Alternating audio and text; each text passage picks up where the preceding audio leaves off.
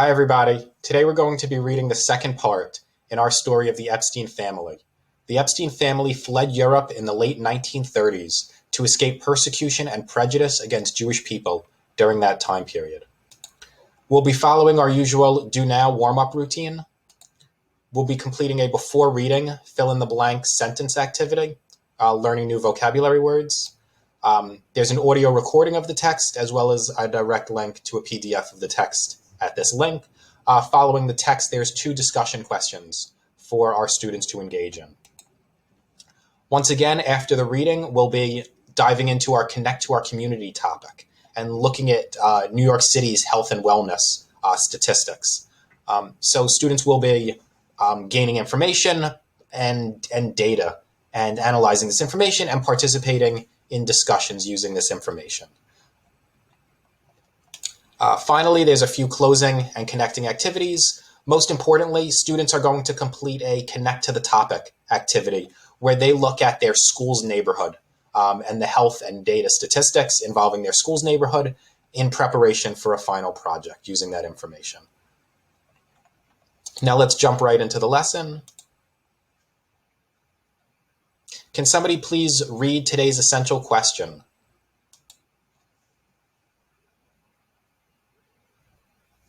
Good.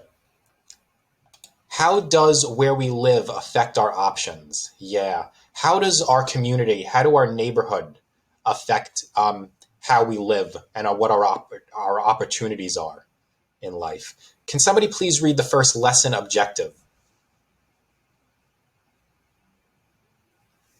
Good.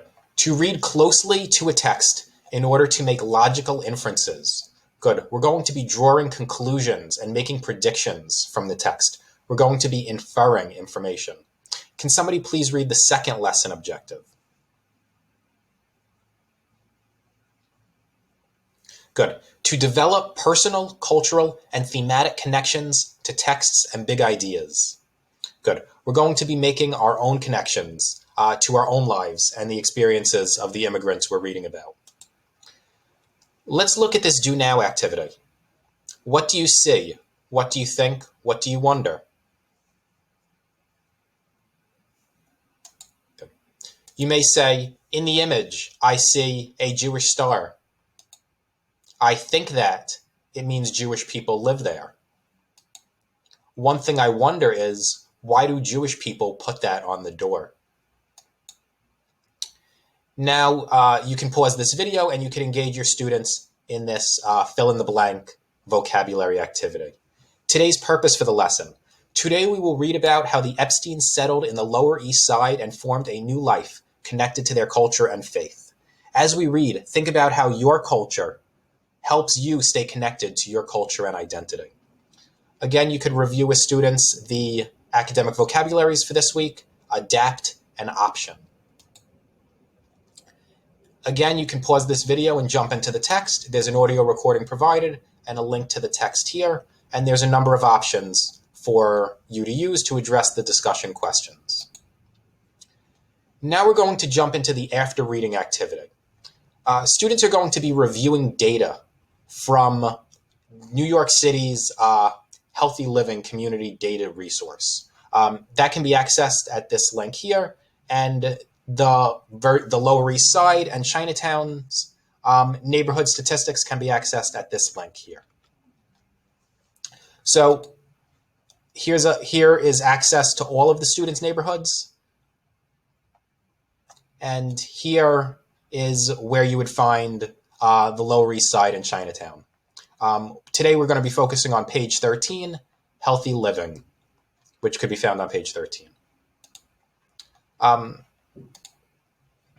Let's look at our first question. There's a number of ways to do this, but what's most important is that this is modeled for our students and used as an opportunity for discussion for our students. The first question says, how does the Lower East Side's physical activity rate compare to the financial district? So we could look here, and we're going to be comparing the Lower East Side and Chinatown with the financial district. You can provide students with a sentence starter, such as the following. The Lower East Side's physical activity rate compares to the financial district by, and then you could help them look at the data. How do they compare?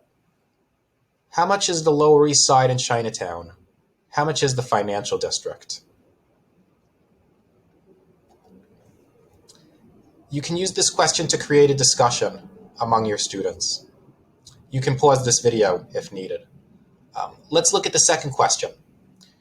Do you think that there were many sugary drinks when Rivka Epstein lived on Orchard Street in the 1950s? Why or why not? Again, you can provide students with a sentence starter like the following. I think that there, and then you could ask them, there were or there weren't many sugary drinks when Rivka Epstein lived on Orchard Street in the 1950s, because.